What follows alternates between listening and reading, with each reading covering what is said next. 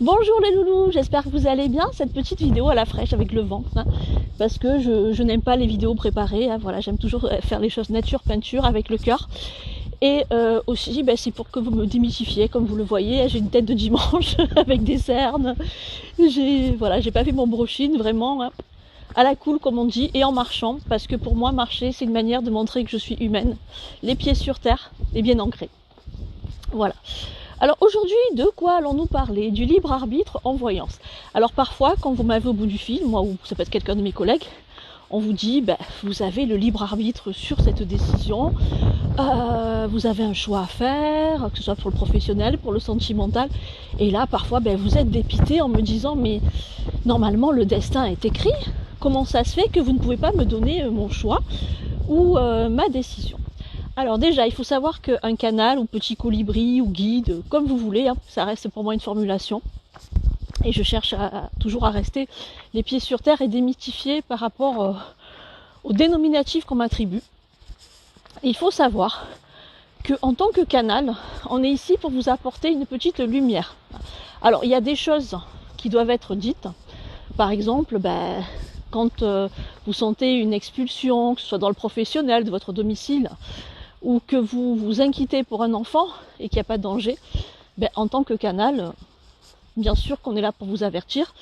A contrariori, quand il y a un danger par rapport à un piège, quand vous allez signer et qu'on sait que derrière il peut y avoir des conséquences, je ne vais pas vous dire, je ne te dirai pas, tu signes, si tu te casses la gueule, tant pis pour toi, non.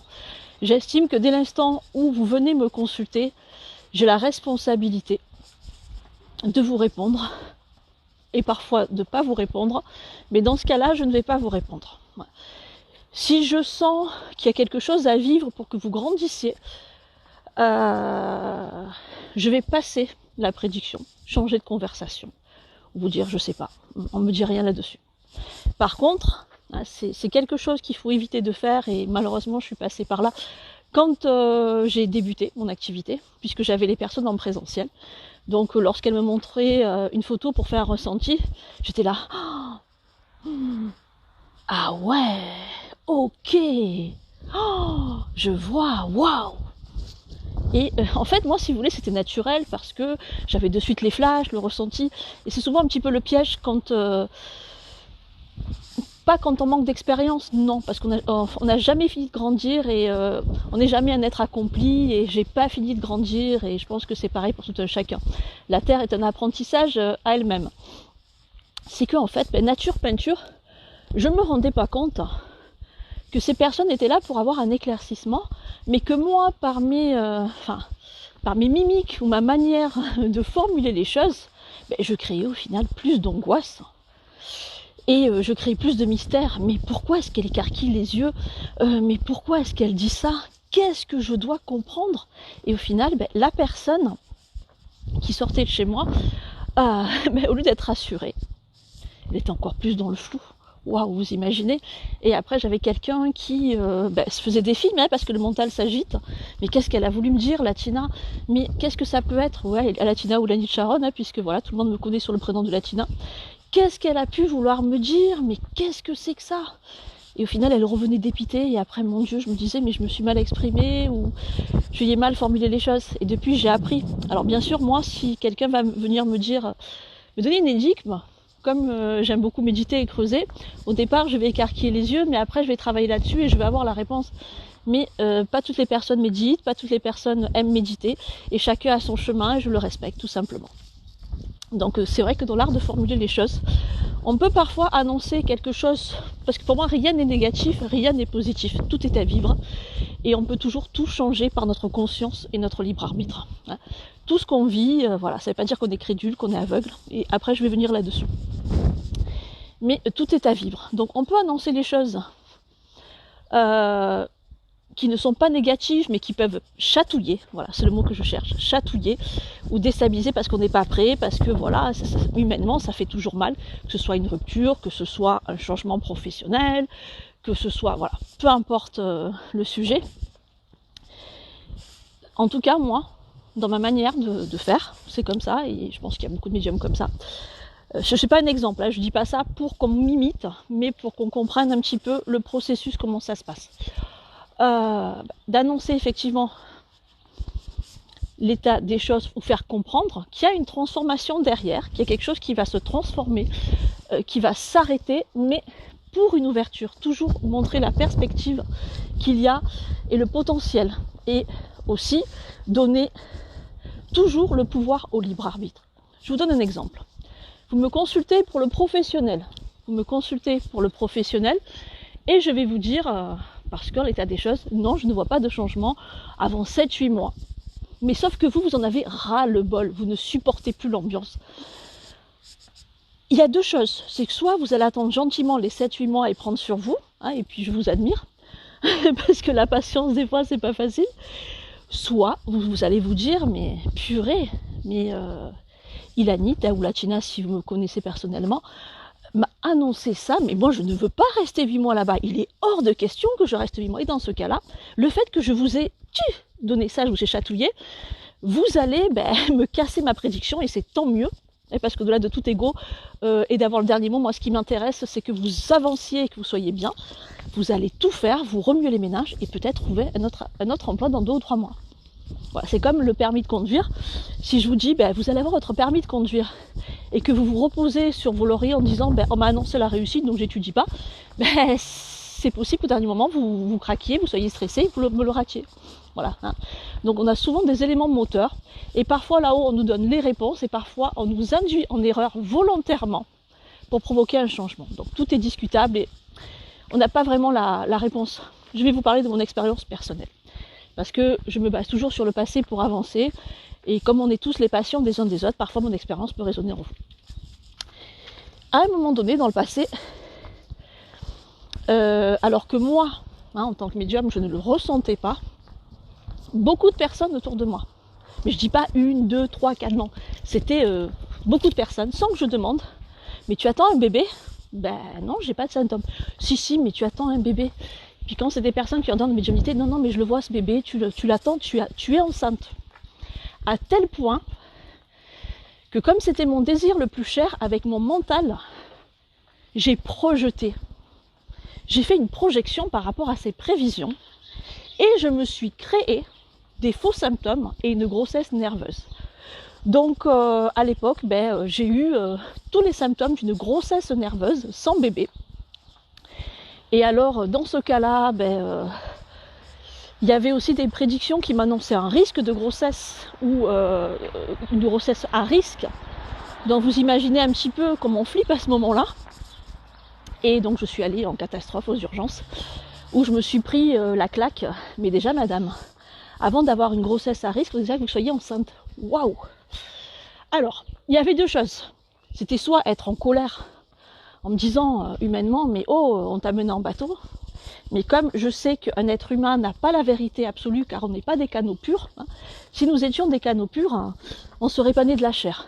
On part, si vous voulez, de l'impur, pas dans le sens mauvais, mais voilà, de l'énergie terrestre et 3D humaine, avec cette part de divinité, qui est notamment la liberté, justement, et la souveraineté. Et du coup, j'ai compris le message, longtemps après.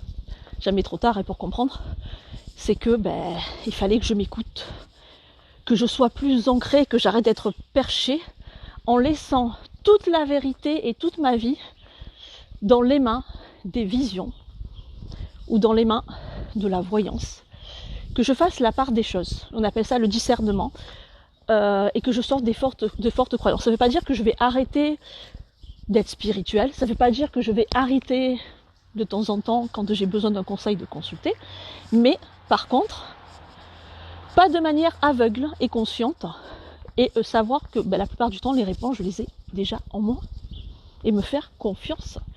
Et je pense que pour vous, la guidance, c'est quelque chose qui peut être ponctuel avec un suivi, oui, parce que voilà, vous avez besoin de grandir, ok, comme quand vous faites une thérapie avec un psy, mais quand vous me dites, je consulte plusieurs médiums, tous les médiums se sont plantés sur moi, le message est très simple, arrêtez de consulter.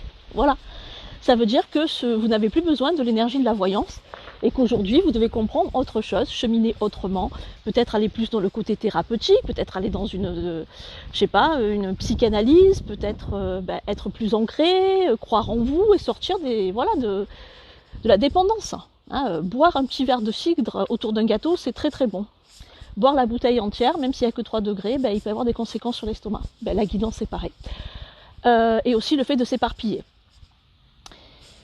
Voilà ce que je voulais dire, hein, parce que des fois on nous fait tromper volontairement, parfois c'est comme ça, parce qu'il y a des choses à comprendre. Voilà. Quelqu'un qui me consulte, qui me dit est-ce que mes problèmes d'argent vont s'arranger, mais qui m'appelle tous les jours, à un moment donné, je suis désolée, même si je vais le vexer, je vais lui dire je ne te prends plus en consultation, parce que je vois pas comment je vais l'aider si je vais entraîner son vice. Vous voyez ce que je veux dire? C'est pas normal, voilà, c'est pas normal, tout simplement. Donc j'essaie toujours d'être, en tout cas, dans la compréhension des choses. Et comme je dis souvent, trop de voyance tue la voyance. Voilà.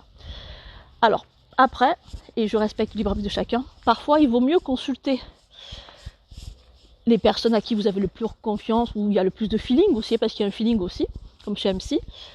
30 minutes, une fois tous les 3 mois, ou quand vous le décidez, que de tomber dans le piège de 5 minutes par-ci, 10 minutes par-là, et au final vous éparpiller et en perdre votre latin, parce que j'ai eu dans la journée, comme une version ne m'a pas convenu, j'ai appelé 7 personnes différentes, avec 7 visions différentes, et au final, au lieu d'être éclairé, je suis de plus en plus perdue. Donc faites aussi attention à cela. Vous avez le droit d'avoir plusieurs avis, mais essayez de ne pas le faire le même jour en tout cas, et d'avoir le bon sens et de vous écouter, parce que les réponses, on les a souvent, hein, voilà, souvent au fond de nous-mêmes. Donc on peut être spirituel sans être trop perché. Je l'ai été trop perché, je l'avoue, et puis je me suis retardé ma vie, quand j'y pense, en étant trop perché, en étant trop dans mon côté délire. Pas délire, mais trop dans la crédulité. Aujourd'hui, je m'écoute.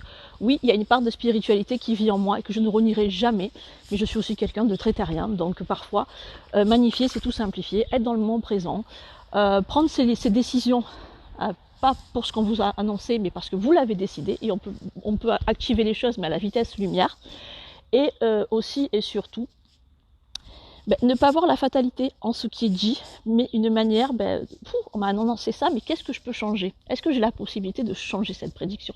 Ça me convient pas. Oui, ok. On m'a annoncé que cette personne, je vais me marier avec, mais au final, j'ai rencontré quelqu'un d'autre. On me dit que c'est mon destin, mais moi, je n'ai pas l'impression que c'est mon destin parce que je supporte pas son caractère. Et puis vous allez changer, et il est où le problème? C'est votre vie. Il y a toujours plusieurs possibilités, plusieurs lignes. Rien n'est figé. La voyance est en repère. Hein. C'est pour ça que des fois, je choisis de vous dire les choses volontairement.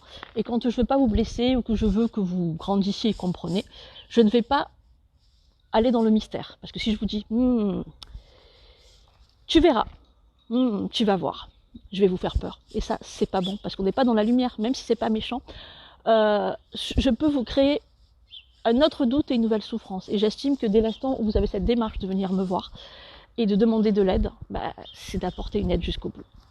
Voilà, en tout cas, je vous souhaite à tous un très bon dimanche. Voilà, je ne sais pas quel temps il fait chez vous, ici on a bientôt la pluie. Je vous embrasse très très fort et je vous envoie tout mon amour. Et n'oubliez pas, tout peut changer. Vous avez cette possibilité de tout changer. Et n'oubliez pas cette parole, on vous a créé à l'image divine. Donc libre, un bisou.